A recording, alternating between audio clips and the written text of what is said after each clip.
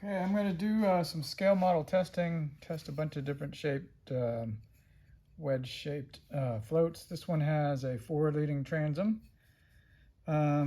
This was the profile of test number 1, and it had a lot of drag, so I want to see if the drag will be lower with this compared to that. And I'm just dunking them in shellac.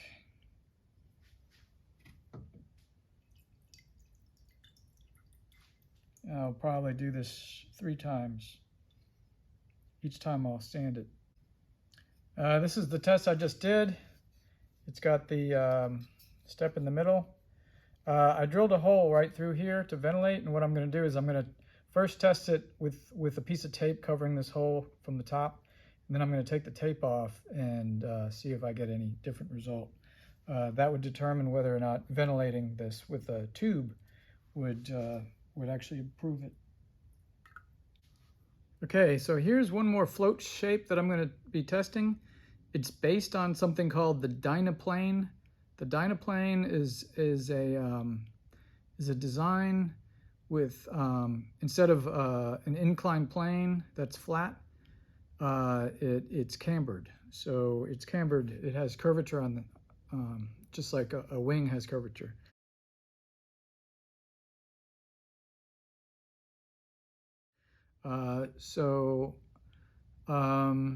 Apparently this thing can generate 30% more efficiency because it distributes the pressure more evenly.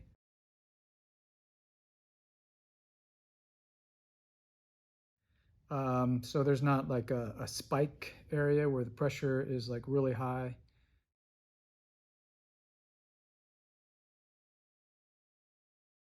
It distributes the high pressure extends from here to there over a larger area. I created a ventilation slot here, so there's actually a separation. These are actually 2 holes, and they're just screwed together with a piece of plywood. But I'm going to test this too.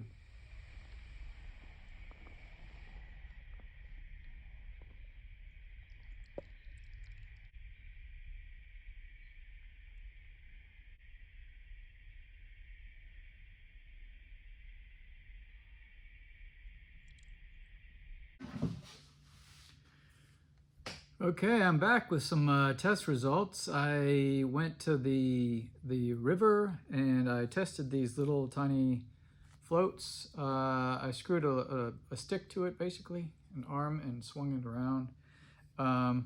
So this is float number 2, and what I did was I drilled a hole, and so I could actually see air bubbles ventilating the bottom of the back half of this float.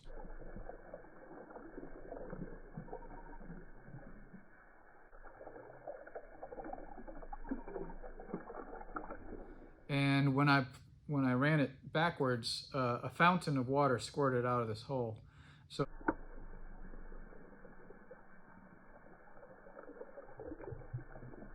So that's how I know if it's got positive pressure, it's because the water is hitting this wall and it's shooting out the hole. So if you go the opposite direction, you know, it'll suck air down the hole. So so this ventilation works. Now it's just a matter of determining how big, or how much diameter I need to get enough air to suck down there.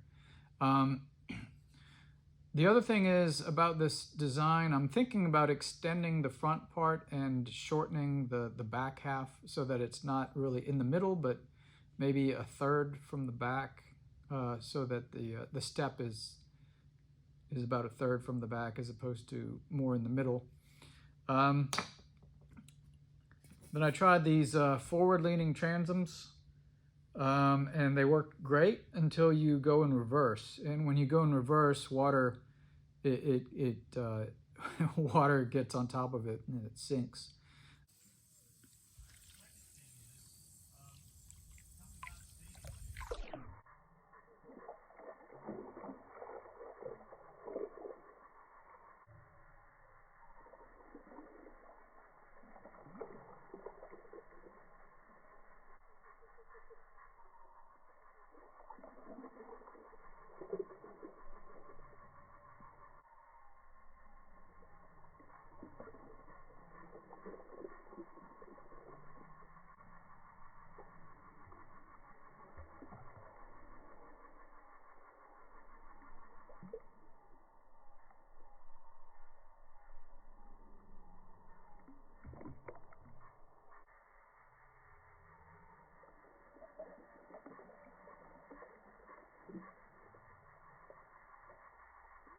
So I was pushing it backwards and it was going like this.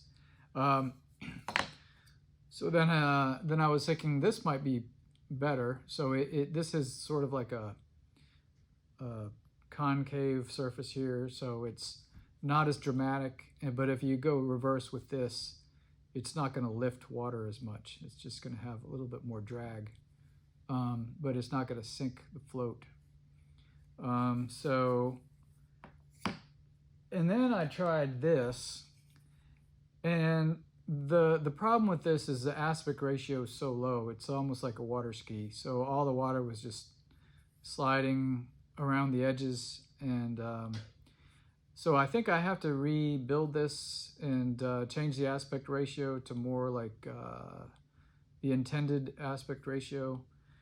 So I think I'm going to redo all of these and make them 1 foot square, and I might make them out of this foam, expanded polystyrene.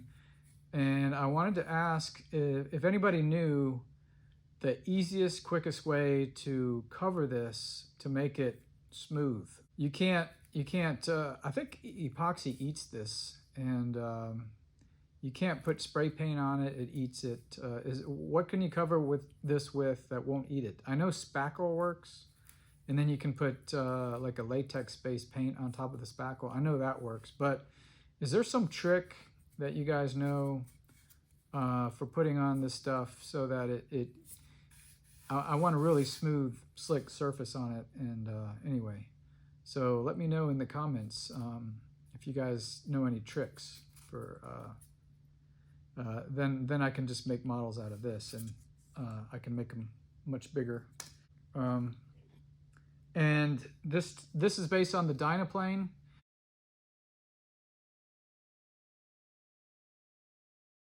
So the idea behind the Dynaplane is you have a concave surface here. This actually has camber. So the lifting surface is camber, and it distributes the pressure. So there's not like a spike in pressure in one spot, but it